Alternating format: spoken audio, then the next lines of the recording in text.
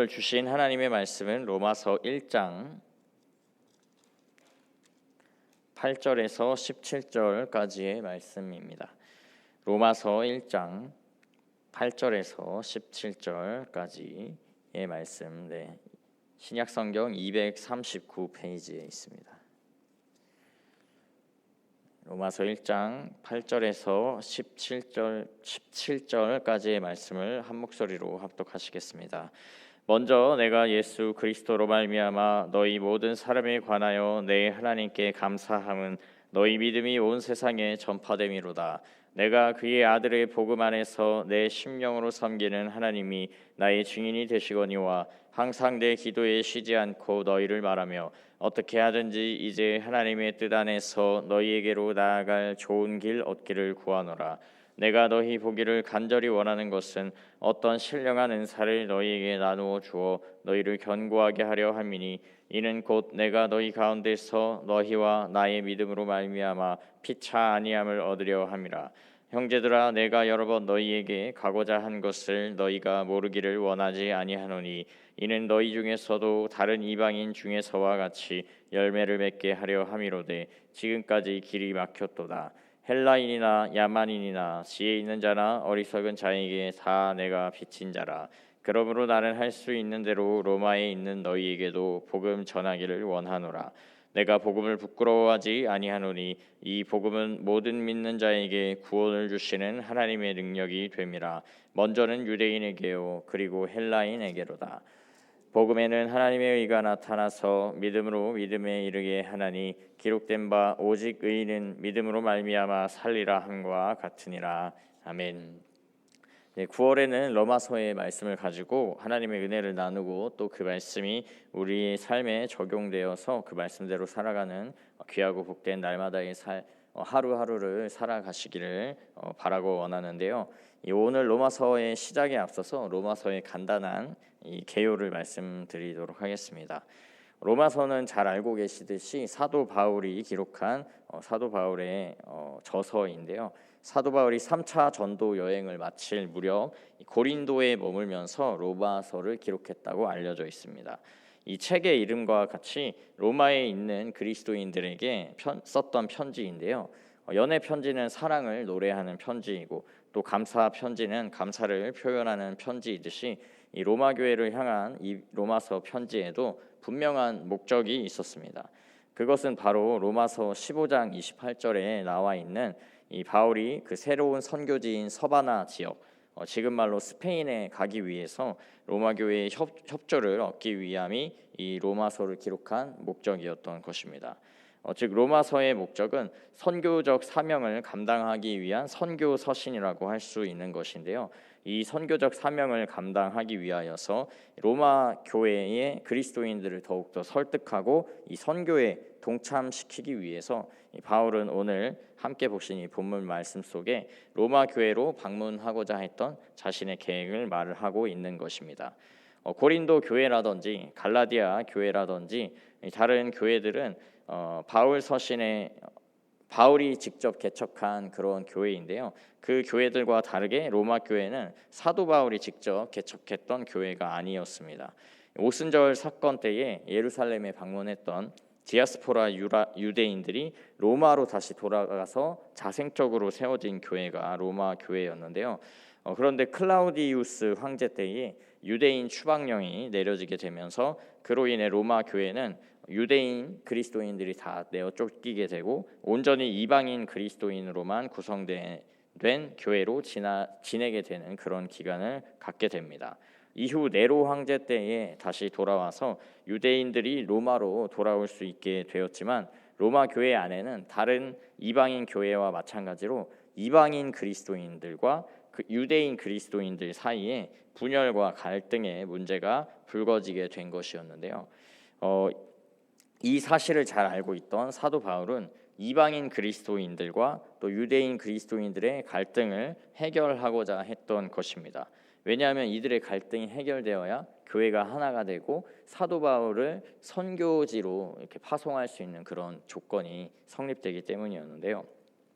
그래서 먼저 8절에 보시면 로마 교회의 교인들을 향해서 감사와 칭찬을 맞이 않았던 것을 볼 수 있습니다.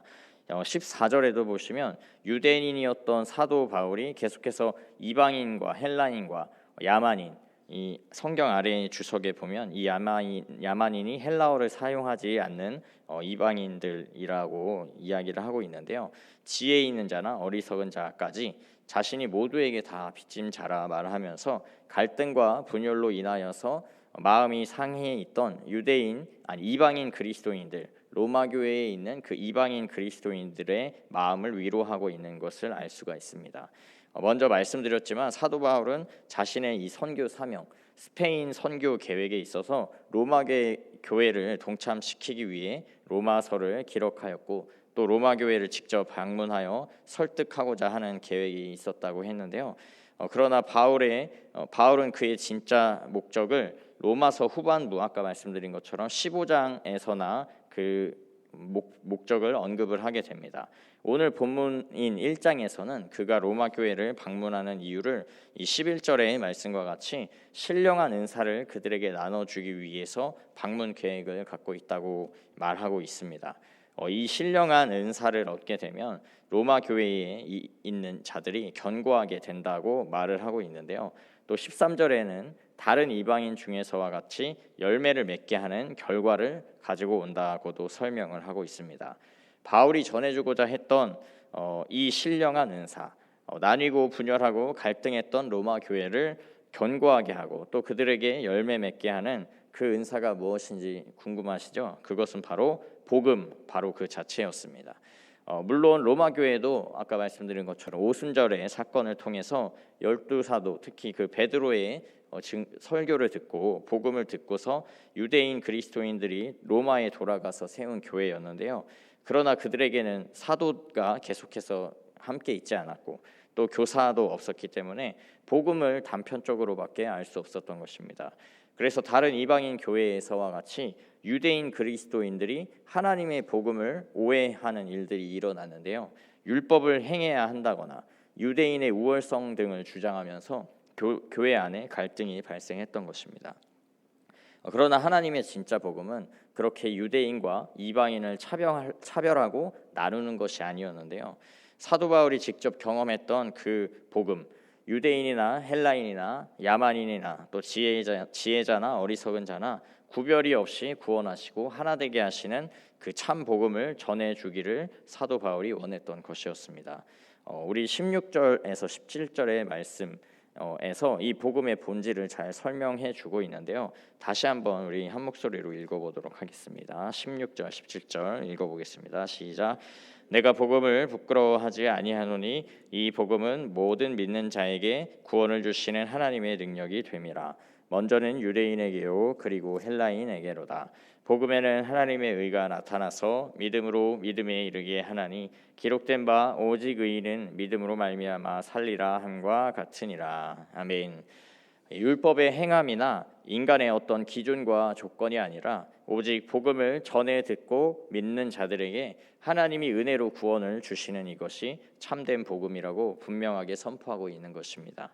물론 아브라함으로부터 시작하여서 모세의 율법을 지나 유대인들에게 먼저 그 복음이 주어진 것이 사실이기 때문에 먼저는 유대인에게라고 말하기는 했지만 중요한 것은 유대인인지 헬라인인지 이것이 아니라 복음을 믿는 자인가, 복음을 받아들이는 자인가, 이것이 가장 중요한 근거라고 분명하게 짚어주었던 것입니다. 그런데 우리가 신앙생활을 오래 하다 보면 이 복음의 본질을 잘 잊어버리고 쉽게 까먹을 때가 많이 있는데요.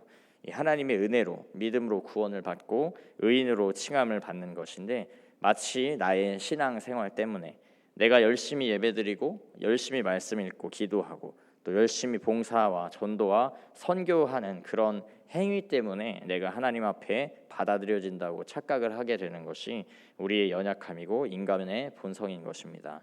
물론 오해하지 말아야 할 것은 이런 신앙생활의 요소들을 열심히 하지 않아도 된다라는 것이 아닙니다. 그러나 분명한 것은 이러한 열심히 하는 신앙생활이 결코 우리의 구원과 의의 조건이 될 수 없다는 것입니다. 우리가 이미 먼저 하나님의 은혜로 복음의 능력으로 말미암아 구원을 받은 자가 되었기 때문에 우리는 열심히 하나님을 사랑하고 또 열심히 신앙생활하는 그런 결과가 따라오게 되는 것입니다. 이것을 오해하게 되면 로마 교회가 가지고 있었던 문제, 유대인 그리스도인과 이방인 그리스도인들이 서로 갈등하고 분열하는 그런 문제가 우리에게도 발생하게 되는 것인데요.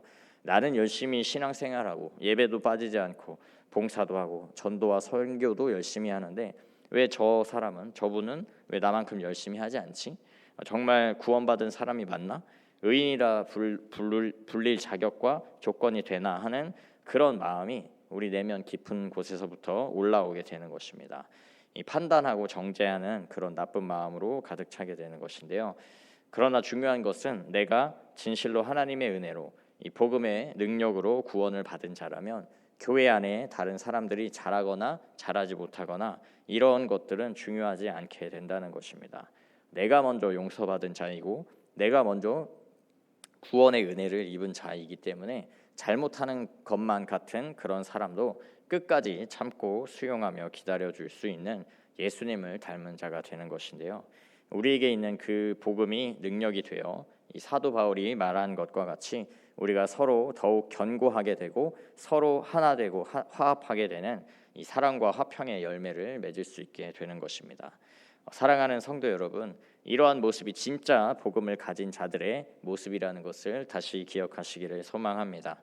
진짜 복음을 받은 자가 되어서 또 하나님의 은혜로 구원을 얻은 자가 되어 이 하나님이 허락하신 참평한 공동체를 더욱 사랑의 공동체, 더욱 하나 되는 공동체로 세워가시는 귀하고 복된 여러분이 되시기를 주님의 이름으로 축복합니다. 아멘. 기도하겠습니다.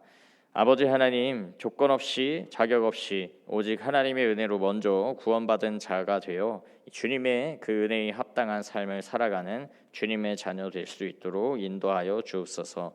우리에게 베풀어 주신 주님의 그 놀라운 사랑, 한없고 측량할 수 없는 그 신비한 사랑을 향한 마음의 감동과 감격을 잊지 않게 하여 주시고, 혹여나 그 감동과 감격이 희미해졌다면 다시금 우리 마음을 뜨겁게 태워주셔서 주님을 향한 열정과 뜨거움으로 가득한 이 한날의 삶이 되는 은혜를 베풀어 주옵소서.